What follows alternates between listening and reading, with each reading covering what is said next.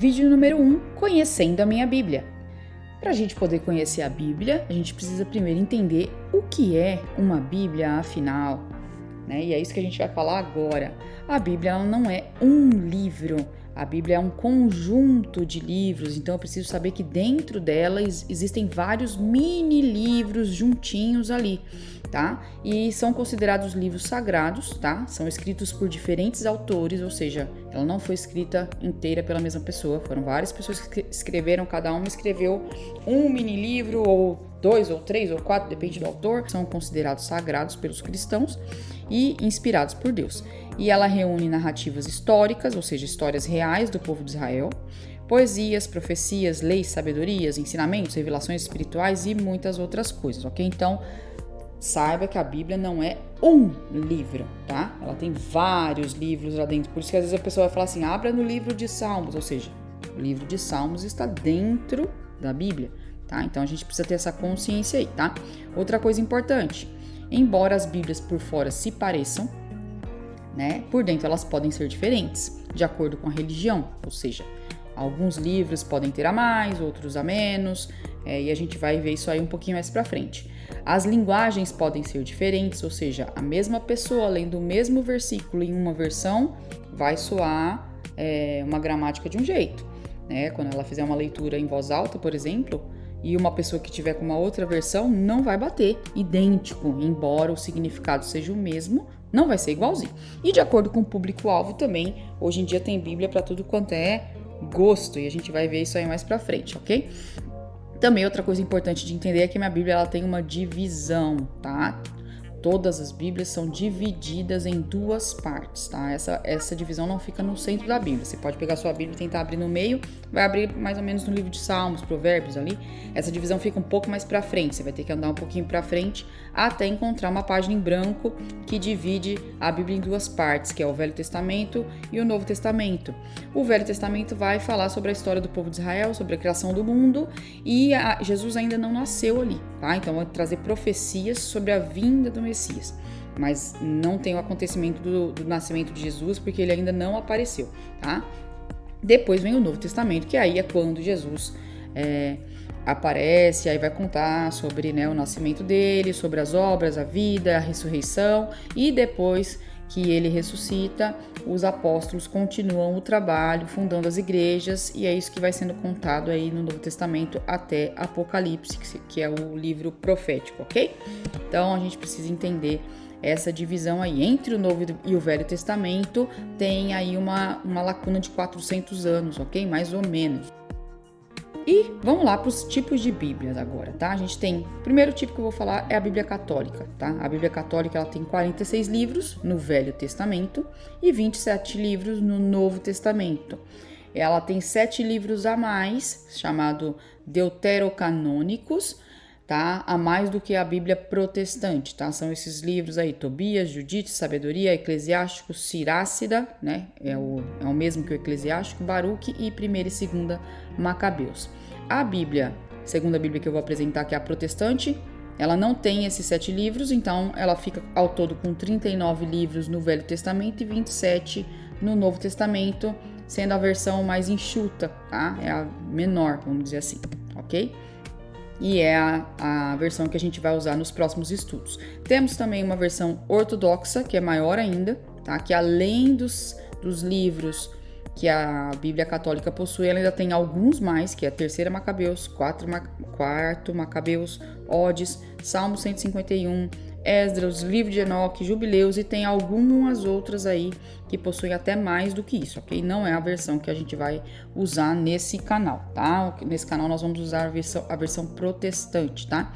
Temos também um quarto tipo de Bíblia, que é a dos Mormons, que é basicamente a mesma versão dos protestantes, mas eles têm outros livros sagrados além da Bíblia, tá? Então eles não utilizam somente a Bíblia como livro sagrado, tem alguns outros livros específicos deles lá, ok? Mas é praticamente a versão da Bíblia que os protestantes usam. E temos aí a versão Novo Mundo, tá? Que é dos Testemunhas de Jeová. Ela também tem o mesmo tamanho, só que é uma tradução feita exclusiva por eles, então alguns trechos têm algumas diferenças das Bíblias protestantes em geral, tá? Algumas palavras que foram alteradas, usadas de outra forma, mas basicamente é bem parecida com a Bíblia protestante. E aí vamos falar aí agora das variações de linguagem, tá? Eu tenho várias linguagens. A mais antiga de todas é essa Almeida Revista e Corrigida. Então ela vai ter uma linguagem mais formal, um pouco mais difícil de entender para quem não tem a prática de ler, tá? Então se você não tem a prática de ler, não lê livros com uma linguagem mais formal, mais antiga, vai ter um pouco de dificuldade, tá? E aí eu trouxe algumas outras versões que é como se fosse a atualização disso, tá? Aí tem a Almeida Revista Atualizada, King James, a nova Almeida Atualizada, a nova versão internacional, e até chegar aí na Bíblia na nova linguagem de hoje, tá? Que é teoricamente uma das mais fáceis para quem vai iniciar o estudo da Bíblia, tá ok? E também aí a gente vai falar dos tipos de Bíblia diferentes, tá? Eu tenho Bíblias específicas para crianças, tá? Tem que elas são reduzidas, tá? Somente as passagens principais, as histórias principais. Temos Bíblias para adolescentes, com uma linguagem mais fácil de ler e compreender. Eu tenho Bíblia que é específica para o homem, onde os versículos que são para o público masculino têm um destaque. Bíblia da mulher. Eu tenho Bíblia com letra grande para quem tem dificuldade de enxergar. Enfim, temos aí Bíblia para vários públicos. Bíblia em áudio, né? Bíblia digital, um aplicativo que você pode baixar no seu celular. Não tem desculpa. Para ler a Bíblia não tem desculpa, tá? Então é só para você conhecer. E aqui eu tô dando uma dica para você. Se você não tem uma boa prática de leitura, ou seja, não tem o costume de ler, eu não estou falando o costume de ler a Bíblia, ler livros em geral, ou tem dificuldade de ler um texto e interpretar, eu indico que você adquira uma Bíblia, né? Uma dessas duas versões aí, ou a nova versão internacional, ou a nova versão na linguagem de hoje, que vai ser uma linguagem um pouco mais fácil aí para você compreender os textos, ok? Então, dá uma procuradinha aí. Não são Bíblias caras, ok? Nessas linguagens aí você consegue achar num preço bem legal. E talvez você até tenha, né? Nessas versões aí na sua casa. Agora vamos falar aí sobre algumas curiosidades aí sobre o estudo da Bíblia, tá? Então, ela foi escrita lá, como a gente falou no início, por mais de 40 autores, tá? E ela foi produzida por aproximadamente 1.500 anos, tá? Então, foi um livro aí bem planejado, muito tempo, tá? Para ser organizado. Ela foi escrita originalmente em 3 línguas: hebraico, aramaico e grego.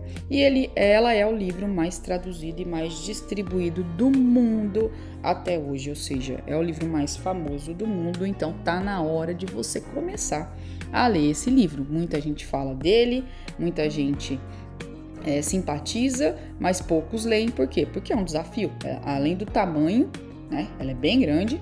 É o desafio de compreender a leitura e é por isso que esse canal tá aqui para te ajudar.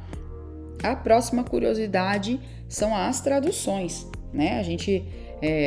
Ela foi escrita em hebraico, aramaico, né? E alguns livros lá no finalzinho em grego, né? Já no Novo Testamento, tá? E depois ela foi traduzida completamente para o grego no século III. Depois do grego, ela passou por uma tradução para o latim, né, que já é uma língua extinta, mas no século IV ela foi traduzida para o latim. Depois, Martinho Lutero, no século XVI, traduziu ela para o alemão. E depois, 2 ingleses aí traduziram ela para o inglês também no século XVI. E no século XVII, veio o João Ferreira de Almeida, que é aquela Almeida que eu comentei ali na linguagem, né?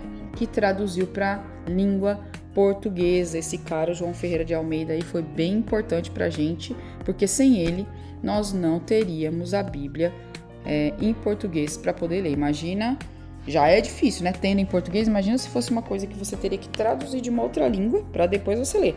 Ia ser uma dificuldade muito grande. Então vamos ver aqui algumas informações sobre o João Ferreira de Almeida, tá? Ele foi o primeiro cara que traduziu a Bíblia para o português, tá? E ele traduziu diretamente dos originais, ou seja, ele não foi pegando a tradução da tradução, porque isso é um risco. Você acaba perdendo algumas coisas originais quando você faz tradução da tradução da tradução. Então ele traduziu do original hebraico e grego, tá? Ele nasceu em 1628 em Portugal. Ele era católico, mas ele se converteu ao protestantismo, tá? Na Indonésia. Ele trabalhou como pastor logo depois disso, como missionário e como tradutor. E ele começou a traduzir o Novo Testamento somente com 16 anos de idade. Então imagina só. Eu nem vou comentar o que eu estava fazendo com 16 anos de idade, para mim, não vou me comparar com esse cara, não tem como, né? 16 anos de idade, o cara já estava traduzindo o Novo Testamento, tá? Então ele foi muito, muito importante aí para nós, para que a gente tivesse acesso a esse livro tão especial, tá? E aí tá a foto do nosso João Ferreira de Almeida. Não era o que eu esperava. Confesso que o moço é fraco de aparência, né? Mas, glória a Deus, pela vida dele, né? Gratidão por ele ter feito esse trabalho. Aí ele não concluiu, tá?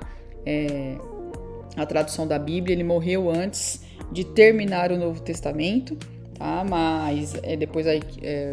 pessoas próximas a eles terminaram, né, de traduzir o Novo Testamento para o português, mas ele fez o trabalho aí mais importante, tá, que foi trazer essa oportunidade de que a gente tivesse esse livro aí nas nossas mãos, ok, pessoal? Então, essa foi a nossa primeira aula do canal, uma aula rápida, fácil, não desanima não.